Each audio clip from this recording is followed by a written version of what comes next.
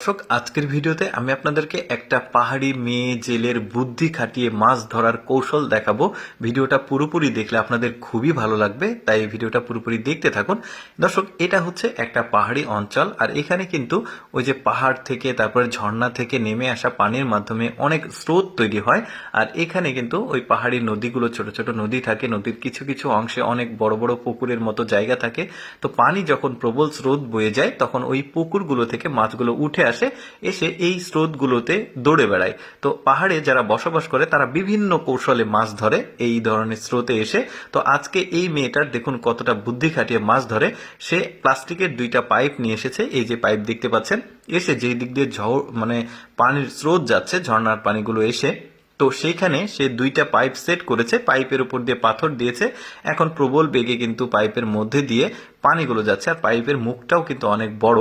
এখন যেটা হবে, ওই মেয়েটা ওই যে ওখান থেকে পাথরগুলো সরিয়ে দিল, একটা মাছ অলরেডি সে পেয়ে গেছে, দেখতেই পাচ্ছেন, আরো মাছ পাবে। পুরোপুরি দেখতে থাকুন ভিডিওটা। এই যে দেখতে পাচ্ছেন এখন পানির কিন্তু স্রোত আসছে। মেয়েটা যেটা করলো, 2টা প্লাস্টিকের ক্যারেট এই পাইপের 2টা পাইপের মুখে আটকে দিচ্ছে, যাতে মাছগুলো দৌড়ে দৌড়ে এসে পাইপের মধ্যে দিয়ে ঢুকে এই ক্যারেটের মাঝে আটকে যায়, সে আর পালাতে না পারে।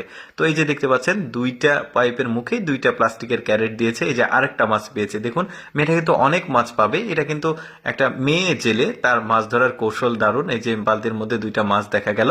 এখন সে ফাঁদটা পেতে এখন সে বাসায় চলে গেছে, নিজের কাজকর্ম করবে, আর এদিকে কিন্তু মাছগুলো ক্যারেটের লোড হবে। এই যে দেখতে পাচ্ছেন মাছগুলো কিন্তু পড়ছে এই ক্যারেটে। এই যে আরেকটা পড়লো, দেখেছেন কি চমৎকার বুদ্ধি তাদের। তো এই পাহাড়ি ঝর্ণাগুলোতে কিন্তু প্রচুর পরিমাণে মাছ থাকে। তো যাই হোক, মেয়েটা যেটা করছে, মেয়েটা এখন বাড়ির কাজকর্ম সেরে এসে এখানে এসে দেখছে যে তার 2 ক্যারেটেই কিন্তু কয়েকটা মাছ পড়েছে। সে তো মহা খুশি, সে মাছগুলো নিয়ে একটা বালতিতে লোড করছে এইটাতে। সে কিন্তু এই মাছগুলো আবার বাজারে নিয়ে গিয়ে বিক্রি করবে, সেটাও আমি আপনাদেরকে দেখাবো। পাহাড়ি অঞ্চলের যারা বসবাস করে তারা কিন্তু বিভিন্ন পদ্ধতিতে এই পাহাড়ি ছোট ছোট ছোট ছোট নদীতে মাছ ধরে, সে মাছগুলো বাজারে বিক্রি করে তারা জীবিকা নির্বাহন করে।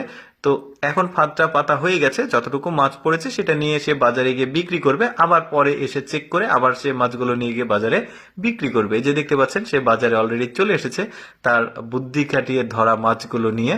এখন অনেক কাস্টমার আসবে, সে কিন্তু মাছগুলো বিক্রি করবে, অলরেডি তার বিক্রি শুরু হয়ে গেছে। এই যে সে কিন্তু মহা খুশি, আজকে বেশ কয়েকটা মাছ পেয়েছে সে। এখানে কিন্তু সবজিও পাওয়া যাচ্ছে, পাহাড়ি অঞ্চল তো। তো এই যে দেখতে পাচ্ছেন বেশ চমৎকার ভাবে সে কিন্তু মাছগুলো ধরলো।